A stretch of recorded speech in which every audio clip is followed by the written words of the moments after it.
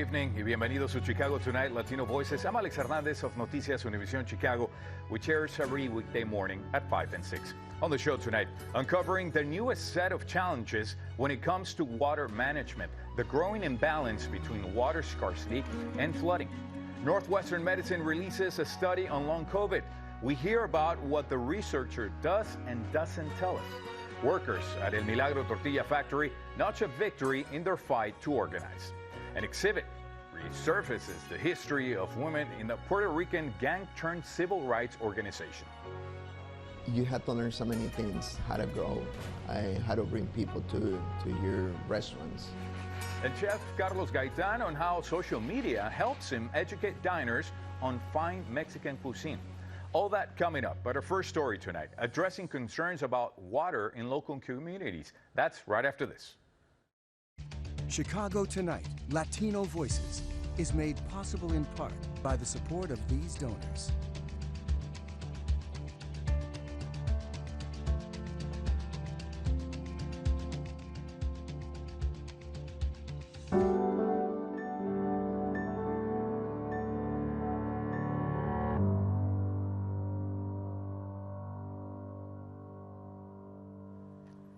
It might come as a surprise given our proximity to Lake Michigan, but Chicago's neighbors a little west to the city could soon be facing also a water shortage. It comes amid heavy flooding on the west side of Chicago, including neighboring Cicero and Berwyn. It poses the challenge of managing a growing imbalance between flooding and water scarcity.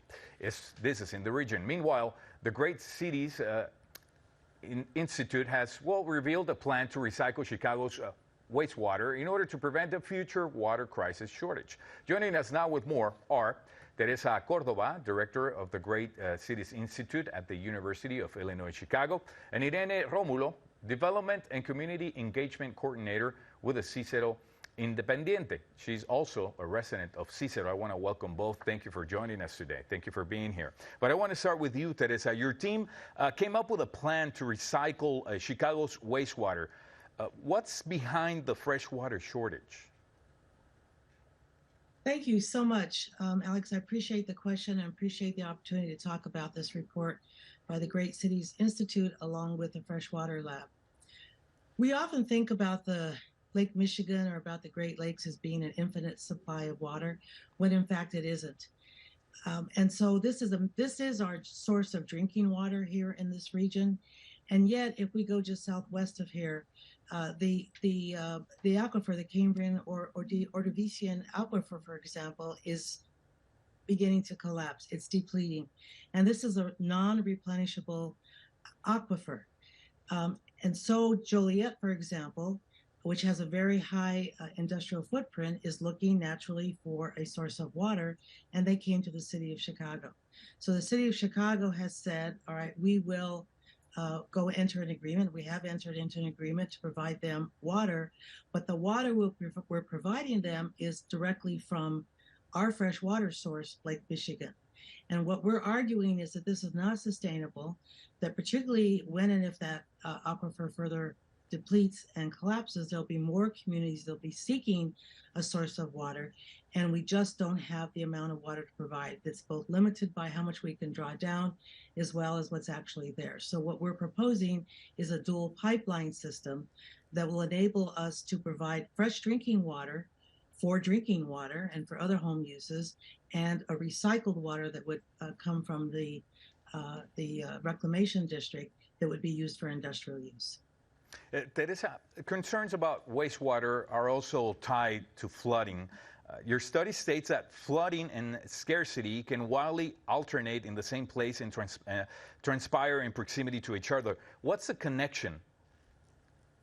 There's an irony there, right? You think, okay, that one given place is just going to have flooding, another place is going to have drought.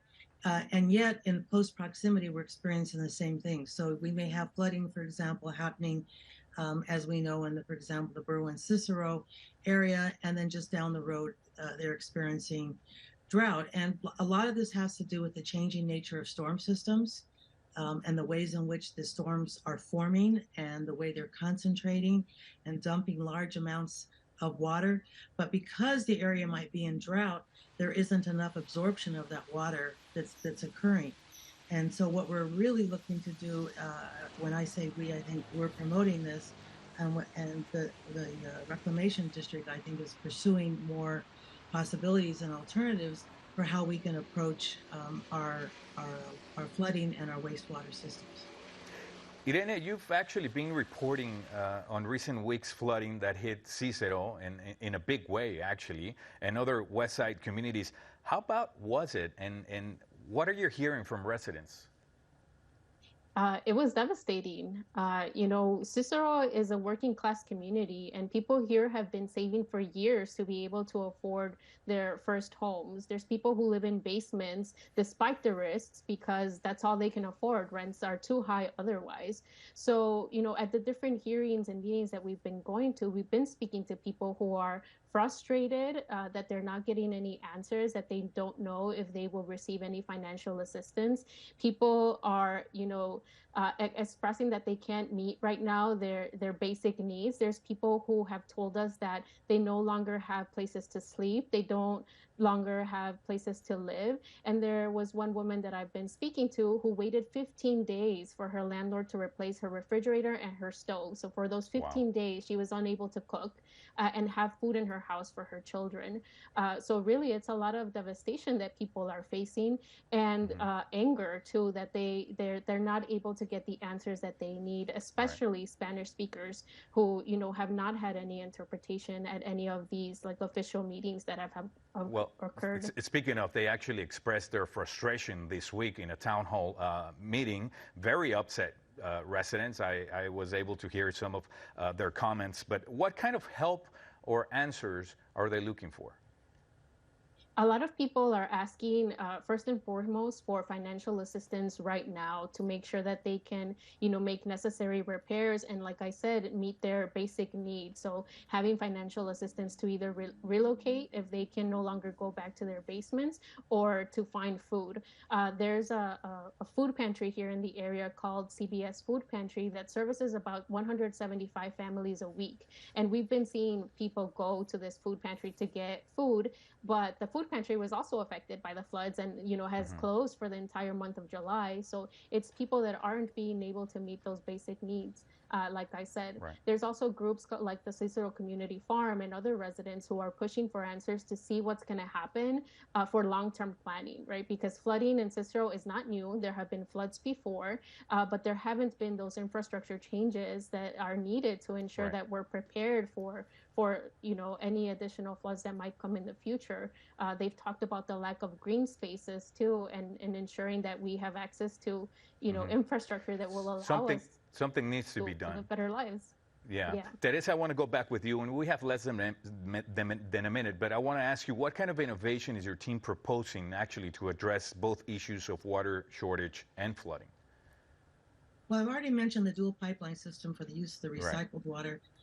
But I think the other thing, and then here's some of the good news, is we have now a board of the Metropolitan Reclamation District. We have a great board, including a couple of Latinos, Commissioners Sepulveda and also Garcia. And one of the things I think we're going to start seeing more of, and we're encouraging this as well, is the use of green infrastructure. And innovative infrastructures that decentralizes some of this water, and things like the use of bioswales, the use of sort of neighborhood level cisterns. There's a whole number of things that can be done around green infrastructure. I want to thank you for your time, and also Irene for joining us today and for your time this evening. Thank you. Thank you. Beginning in 2021, workers at El Milagro tortilla factories have gone public with complaints about working conditions and labor violations, including charges of intimidation, harassment, and retaliation. This week, the workers and Arise Chicago say it's a wrap on the case between El Milagro ownership and the National Labor Relations Board. A settlement has been reached over a range of complaints, and the company cannot interfere with workers' attempts to organize. What the El Milagro workers want is the recognition on the part of the company that they can organize without interference without being intimidated, without threats, without having to talk about immigration status, which was one of the things that Milagro was doing. So the company has to read out loud in front of the workers a statement saying, you can organize and we will not interfere. It's a basic right, but El Milagro wasn't doing. This is what we and the workers have been fighting for 2 years. Well, they feel fantastic because there were doubts among them. You know, if I do this, I'm going to be fired. If I do that, I'm going to be reprimanded. I mean, finally, despite of the resistance of El Milagro, the organizing of the workers led to somehow around $2.2 million in wage increases.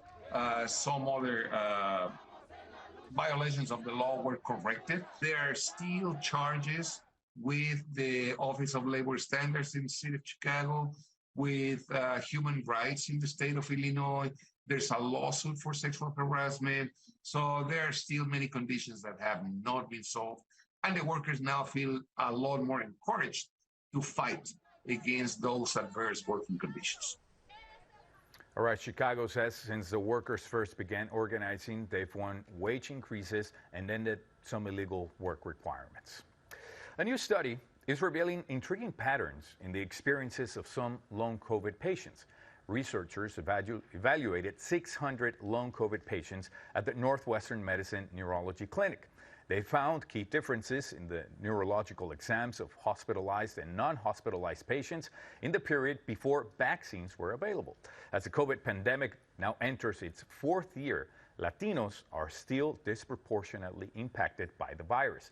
Nationwide, about 24% of COVID cases are amongst Latinos, despite making up only 19% of the U.S. population. Joining us now with more is Dr. Mark Sala, Assistant Professor of Medicine at Northwestern, and I want to welcome you. Thank you, Doctor, for joining us today. And first of all, I want to start with explaining a little bit of what long COVID is and how common is it? Sure. So long COVID, most definitions will say that after your acute infection with the virus, if your symptoms persist beyond usually 30 days, the World Health Organization would say 3 months. If you have symptoms beyond that point, or maybe new symptoms that are attributable to the viral infection, this is generally what we speak of when we say long COVID. Okay. What actually prompted this study? So this study that we did, that was published in the American Journal of Medicine, was one where we looked back on about 1,200 patients actually with our center's involvement treating patients with long COVID. And we looked back on these individuals to ask ourselves what types of patterns they have in their test results and what were some characteristics of the different individuals. In this study, we did look at individuals not just in neurology, but pulmonology and cardiology as well. Okay. How did you choose these patients? Who was actually studied? Yeah, so when we opened our center in May of 2020, so we wanted to look at, since the first 21 months of existence, leading basically to February of 2022, we wanted to know what were the demographics, the types of individuals we had seen all across this time. We wanted to know how successful was the center in terms of allowing access to different populations, and what, when we did test some of these individuals, CT scans, neurological questionnaires and such, what were the results with any given person. Okay. Is there a difference between the type of COVID and a subvariant of COVID that might be more likely to give patient long COVID? So our study doesn't necessarily look at the different types of impacts of different variants on the individuals. A lot of our individuals came from different waves of the pandemic, earlier, later, and then with Omicron. And we didn't necessarily draw a parallel between those in our study. Did it suggest also anything about who might be more susceptible to long COVID? As a general rule, anyone who's worked in the ICU during the time of the pandemic knew that patients of Latino background or African Americans were more susceptible to the worst outcomes of COVID. It was very palpable during the time in which hospitals were inundated, and we have extreme manifestations of the disease. And so more modernly, when hospitals are less filled up and we don't have as much severe illness, we do have a keen eye on improving access to these other populations that we knew were disproportionately affected by the acute COVID. Any new ideas about treatment for long COVID after this study? I think what can be said is that there's not a one-size-fits-all approach to managing long COVID. If a study will be done that is trying to treat long COVID in general, it has to keep in mind that there's many different manifestations, different clusters of symptoms. So patients who have brain fog versus those who have persistent cough versus those who have fast heart rate may need to be managed differently in the end. Okay. Does the study reinforce also the need for vaccination, more vaccination? Among all preventative strategies for long COVID, vaccinations have been found to be the most effective so far. And beyond that, we don't have a good strategy otherwise for prophylaxing people against long COVID, but vaccination is always recommended. Mm-hmm. What about the care for patients with long COVID? So a lot of what our and other studies show is that a multidisciplinary, so multiple specialties on an individual seems to be important. So if someone has more neurological manifestations, that person should be seen by a neurologist who specializes in this. Similarly for cardiology and lung health as well. Multiple providers of different specialties seems to have added value in treating patients for their constellation of symptoms. How would you say that studies like this one actually can be conducted differently to include, well, a more diverse set of participants? Yeah, so studies in general need to include patients from all backgrounds across the board so we can make it applicable to the population in the United States and beyond. So whether it's advertising that the study is being done, improving the trust in the healthcare system and research in general to benefit populations, Latino otherwise, is going to be an important educational process and also just important to convey when we do this research. We want to help everyone who suffers from the virus and its impacts. You were talking about 1,200? Yeah, we saw 1,200 individuals in the first 21 months of the center's existence. Do we know of those 1,200 individuals, among how many Latinos were actually in part of this study? It was a minority of individuals who were of Latino background in our long COVID experience, despite actually barriers to help despite improving access and trying to remove barriers to have patients see us, partnering with clinics like Erie Health and community health centers. That does not represent the number of individuals who actually have long COVID. That just means those who are able to access us successfully. What are those barriers? I think that a big part of it is education that we exist, knowing about long COVID in these different communities, that it is a thing and it can disproportionately affect individuals of different backgrounds as well, not just those who routinely see us in clinic. So knowing about long COVID in terms of education for the communities, who to access, and removing barriers, including the need for healthcare insurance and other factors that prevent people from seeing us. Right, and there's a chance of getting long COVID again? There is. So one thing that's become clear is you can get long COVID after, say, your third or fourth infection with COVID. So you maybe have not had persistent symptoms after your first infection, but that doesn't mean it can't develop in the future. Yeah, definitely. Well, our thanks to Dr. Mark Sala for joining us today. Thank you so much for this great information and insight. Thank you so much. My pleasure. Throughout much of Chicago's history, some immigrant communities have made their voices heard socially and politically throughout street gangs. During the 1960s in Lincoln Park, a Puerto Rican gang called the Young Lords came together after being pushed out of the barrio due to urban renewal projects. Over the years, the Young Lords evolved into a civil rights organization with national representation. The installation Encendidas at Honeycomb Project in Humboldt Park explores the untold history and legacy of the women in that movement. It's an installation dedicated to the women of the Chicago Young Lords from the moment that the Young Lordettes were formed in 1965, which was the women's auxiliary of the gang, the Young Lords, in the Lincoln Park community, up until the present time, including the new era Young Lords, sort of a new manifestation of the movement and new articulation of the movement that formed in 2020. I discovered that women were involved from the very beginning in the Young Lords, right, including when they organized in 1965 as the Young Lordettes, but also beyond that, as individuals within the organization began to politicize, women also responded in the same way.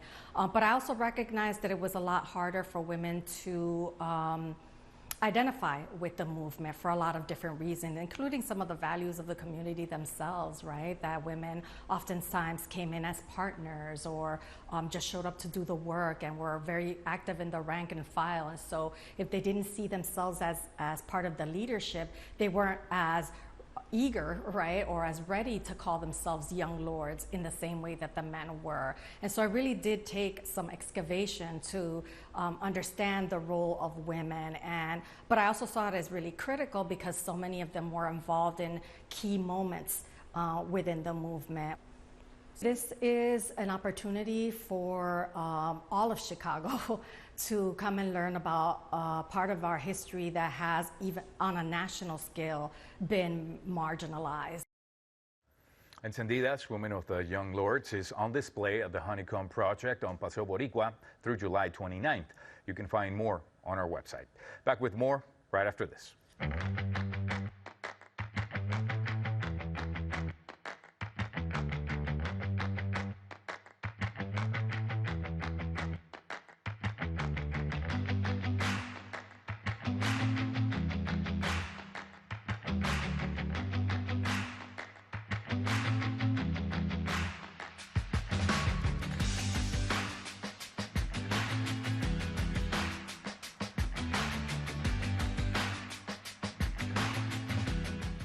With very slim margins and constantly shifting trends, the restaurant industry can be a tough business, and chefs and owners have to find innovative ways to invite diners. Celebrated chef Carlos Gaitan says that thoughtful social media content is one way he's brought in more business while educating curious diners about the flavors of his home country at his restaurant Zuko. Now, he's partnered up with American Express to offer advice to other restaurant owners on how to use social media to showcase their cuisine. Producer Erika Gunderson has the story. Every time that I'm here, it feels like I'm home. At his Gold Coast restaurant Zuko, Chef Carlos Gaitan immerses diners in memories of his childhood in Huitzuco, Guerrero. Being a kid and working in the fields, helping the family just to grow. And learn so much, about growing my own vegetables, go and sacrifice an animal when I was a kid, and prepare meals with my mom, like in Guerrero, from where I'm coming from, we use a lot of wild animals, rabbit, deer, iguanas. Obviously, when I'm cooking food that it comes from my heart, food that it comes from my soul. Though Chicago has been home to Mexican immigrants for decades, the city's restaurants haven't always reflected the vast diversity of Mexico's regional cuisines. Gaitan says when he arrived in Chicago in 1991, the city had plenty of taquerias, but not much in the way of Mexican fine dining. When I came here, I was very disappointed about my Mexican cuisine. It was not really well represented. Gaitan's first restaurant in Chicago, Mexique, introduced diners to a new way of tasting Mexico. He went on to become the first Mexican chef to earn a Michelin star there. But he says before receiving that honor, getting people in the door was an uphill battle. Everything was a challenge. People didn't know what a Mexican cuisine was back then, and a fine dining Mexican cuisine. So it took me a lot, just to convince people to stay and eat and educate people about the new cuisine that we have, the real Mexican cuisine. When he opened Zuko in 2019 as a seasoned restaurateur, Gaitan says one lesson he brought with him from his days in Mexique was making the most of his social media presence. The social media has done so much to bring business. It takes time, and sometimes it feels like it takes another job just to do it, just keep up with the social media. For example, on Friday, I'm going to start bringing back my peach dessert that is very popular in summertime over here. So I sent it yesterday, and I had so many people like, oh, we're going to make reservations for Friday.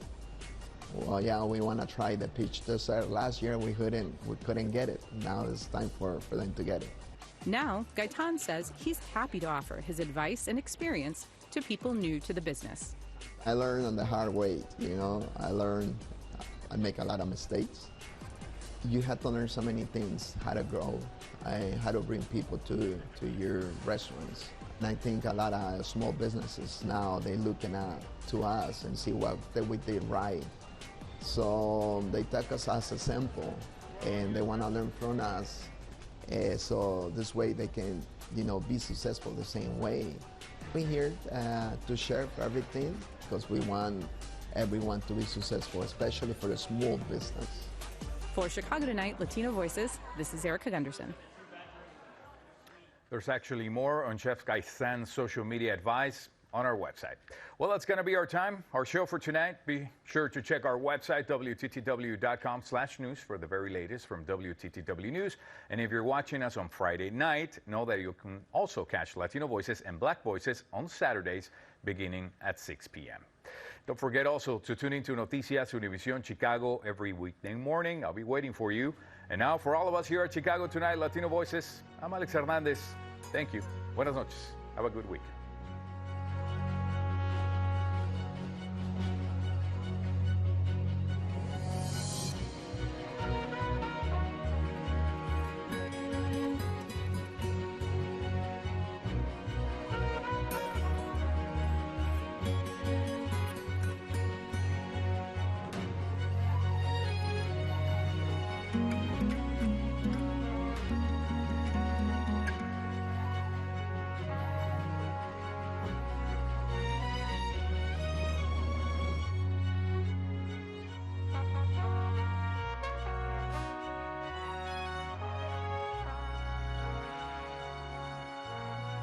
Closed captioning is made possible by Robert A. Clifford and Clifford Law Offices, a personal injury law firm pleased to give back to the community through numerous charitable initiatives.